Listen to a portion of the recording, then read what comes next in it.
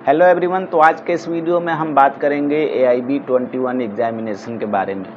तो आप सभी का AIB 21 का एग्जामिनेशन हो गया है जिन्होंने भी फॉर्म भरा था, और वो लोग ये रियलाइज़ कर चुके होंगे कि उसके डिफ़िकल्टी का लेवल क्या था, क्या वो बेयरएक्ट से प्रश्न मिल रहे थे या नहीं मिल रहे थे। वो सारी बातें उन लोगों को पता है जिन्होंने एग्ज़ाम दिया है। अब बहुत सारे लोगों का ये कहना है कि ओपन बुक एग्ज़ाम में भी अगर एडवोकेट्स प्रश्नों को ढूंढ करके सॉल्व नहीं कर पाएँ तो फिर उन्हें 5 साल या 3 साल के LLB करने का क्या मतलब, और ऐसे लोग वकील बन जाएं जो प्रश्नों को ढूंढ करके भी हल कर न सकें तो फिर उनको वकील बनने का क्या मतलब। लेकिन हमें पता है कि जो AIB 21 का पेपर है उसका डिफ़िकल्टी का लेवल क्या था, और जो लोग एग्ज़ाम हॉल में बैठे हैं उनको भी पता है। बाकी जो लोग पेपर नहीं दिए हैं, जो एग्ज़ाम हॉल में नहीं बैठे थे, वो कुछ भी अनाप शनाप बकते रहेंगे। लेकिन जो डिफ़िकल्टी का लेवल था वास्तव में बहुत कठिन पेपर था, और ऐसे प्रश्न थे जो अगर आप बेयरएक्ट से ले करके भी जाएँ तब भी उन प्रश्नों को नहीं ढूंढ पाएंगे। ऐसे बहुत सारे प्रश्न थे। तो ऐसा नहीं है कि AIB का जो एग्ज़ाम है ओपन बुक एग्ज़ाम, उसमें सारे प्रश्न आपके बेयरएक्ट से ही मिल जाएं, ऐसा बिल्कुल नहीं होता है। और आजकल के जो प्रश्न पूछे जा रहे हैं उसमें ऐसा लगता है कि आधे से ज़्यादा क्वेश्चन जो है बेयरएक्ट से बाहर से आ रहे हैं। और जैसा कि आपने देखा भी था कि असर्शन और रीजन के जो प्रश्न थे कितने लेंदी, एक एक पन्ने का प्रश्न था, और उसका आंसर अब आपको ढूंढते रहना है कैसे कहाँ मिलेगा। तो ये सारी चीज़ें हैं। डिफ़िकल्टी का लेवल बहुत कठिन था, बहुत डिफ़िकल्ट पेपर था। इसके बावजूद मुझे उम्मीद है कि आप सभी लोग जो लोग एग्ज़ाम दिए हैं AIB 21 का वो सफल होंगे, वो लोग पास होंगे। तो बहुत जल्द AIB की तरफ से उसका ऑफिशियल आंसर की उसके ऑफिशियल वेबसाइट पे अपलोड कर दी जाएगी। उसके बाद से अगर आपको लगता है कि बार काउंसिल ऑफ इंडिया की तरफ से जो ऑफिशियल आंसर की आई है उसमें कुछ प्रश्नों के उत्तर गलत बताए गए हैं या प्रश्न ही गलत पूछा गया था, तो आप सभी से ऑब्जेक्शन लिए जाएंगे, ऑब्जेक्शन मांगे जाएंगे। तो ऐसे सभी लोग जिनको लगेगा कि बार काउंसिल ऑफ इंडिया की तरफ से जो आंसर की आई है प्रोविज़नल, उस पर आपत्ति कर सकते हैं अगर वो गलत आंसर बताए हैं। तो इसके लिए आपको टाइम दिया जाएगा ऑब्जेक्शन रेज करने के लिए, और ऑब्जेक्शन रेज करने के लिए जो टाइम दिया जाएगा उसके अंदर आपको ऑब्जेक्शन देना होगा, और इसका रेफरेंस भी आपको देना पड़ेगा कि आप जो आंसर बता रहे हैं उसको आप कहाँ से लिए हैं। तो ये सारी चीज़ें आपसे जो है अभी बाद में पूछी जाएगी, मांगी जाएगी जब प्रोविज़नल आंसर की आ जाएगी। तो ऐसे सभी लोग ऑब्जेक्शन कर सकते हैं जिनको लगेगा कि वो प्रश्न जो है बार काउंसिल ऑफ इंडिया ने गलत बताया है और उसका ऑप्शन ये होगा।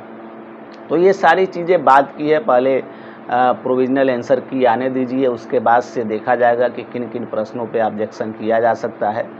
और कई ऐसे सारे प्रश्न हैं जो मुझे भी लगता है कि प्रश्न ही गलत पूछा गया है, उसका मैं एनालिसिस कर रहा हूँ। उसके बाद से मैं आपको बताऊँगा कि किन किन प्रश्नों पे जो है संभावित है कि उसको हटाया जाएगा। चूँकि हर बार जो भी AIB अब तक हुए हैं मैं लगातार देखते आया हूँ कि लगभग 4 से 5 प्रश्न जो है हर साल विड्रा किए जाते हैं, यानी कि उन प्रश्नों को हटा दिया जाता है। गलत प्रश्न होते हैं या आउट ऑफ सिलेबस होते हैं, तो इनमें से किसी रीज़न की वजह से उन प्रश्नों को हटा दिया जाता है। तो हर साल मिनिमम 4 से 5 प्रश्न मैं देखता हूं कि उसको विड्रा कर लिया जाता है। उसके बाद से जो 95 क्वेश्चंस जो बचते हैं उस पर आपकी मेरिट तैयार होती है। तो अगर हम 95 प्रश्नों पे मेरिट की बात करें कि इस पे कैसे तय होगा, तो 95 जो मान लीजिए क्वेश्चन जो है बार काउंसिल ऑफ इंडिया को लगता है कि सही है 5 क्वेश्चन विड्रा करने के बाद से, तो अब 95 प्रश्न पे आपको 45% क्वेश्चन को सही करना होगा। तो अब 95 का 45 निकाल लीजिएगा, 45%, और 95 का 40%, यानी कि जो जनरल और OBC कैंडिडेट्स हैं उनको 95 में से 45% क्वेश्चन को सही करना होगा, और जो SC ST जो कैटेगरी के कैंडिडेट्स होंगे उनको 95 क्वेश्चंस में से 40% क्वेश्चन को सही करना अनिवार्य होगा। तो इस तरह से आपकी मेरिट बनेगी। अगर 95 प्रश्न को ही सही मान लिया जाए तो उस पर भी आपको 45% यानी कि 45% क्वेश्चन सही करना होगा, तभी आप पास माने जाएंगे। तो ये सारी चीज़ें बाद की है, अभी जो आंसर की है उसको आने दीजिए। उसके बाद से आपसे ऑब्जेक्शन लिए जाएंगे। ऑब्जेक्शन लिए जाने के लिए आपसे चार्ज लिया जाता है, पैसे लिए जाते हैं, फीस ली जाती है। उसके बाद से जब आप ऑब्जेक्शन सबमिट कर देते हैं, फिर जो है फाइनल आंसर की आती है। फाइनल आंसर की के बाद से जो रिजल्ट होता है वो bar council of India publish करती है। तो ये प्रोसेस होता है हर बार की तरह, जो हर बार जो AIB एग्ज़ाम हुआ है उसमें यही प्रोसेस फॉलो होता है। तो जैसा कि मैं आपको बताया कि हर बार 4 से 5 प्रश्न जो है डिलीट होते हैं, उनको विड्रा कर लिया जाता है। तो मैं भी इस बार भी ऐसा हो, मैं कोशिश कर रहा हूं कि उन प्रश्नों को ट्रेस करूं कि किन प्रश्नों को विड्रा किया जा सकता है।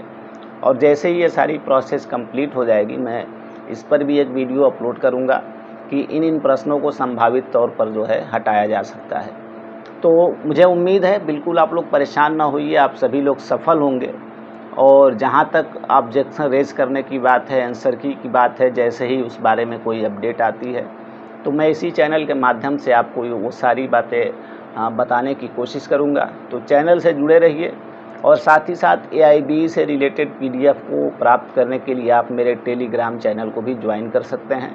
उसका लिंक मैं डिस्क्रिप्शन बॉक्स में दे रहा हूँ। उस लिंक पर क्लिक करके आप मेरे टेलीग्राम चैनल से जुड़ सकते हैं। और साथ ही साथ मुझे इंस्टाग्राम पे भी फॉलो कर सकते हैं, उसका भी लिंक मैं डिस्क्रिप्शन बॉक्स में दे रहा हूँ। तो AIB 21 से संबंधित अगर आपके कोई प्रश्न है, कोई सवाल है, किसी संभावित कठिनाई में आप फंसे हुए हैं, तो इसके लिए आप लोग कमेंट बॉक्स में लिख सकते हैं। मैं हर एक कमेंट को पढ़ता हूँ और उसका प्रॉपर रिप्लाई भी देता हूँ। तो इसलिए बिल्कुल परेशान ना होइए और AIB 21 का जो ऑफिशियल वेबसाइट है उस पर विज़िट करते रहिए, या फिर मेरे चैनल को सब्सक्राइब कर लीजिए, बेल आइकन को प्रेस कर लीजिए, ताकि जो भी मैं AIB से संबंधित वीडियो अपलोड करूं उसकी लेटेस्ट नोटिफिकेशन आपको मिलती रहे और आप उसको देखते रहें। इसके अलावा बहुत सारे लोगों का ये प्रश्न है कि उन्होंने जो अपना जो OMR है उसमें फिल करने में गलती कर दी है।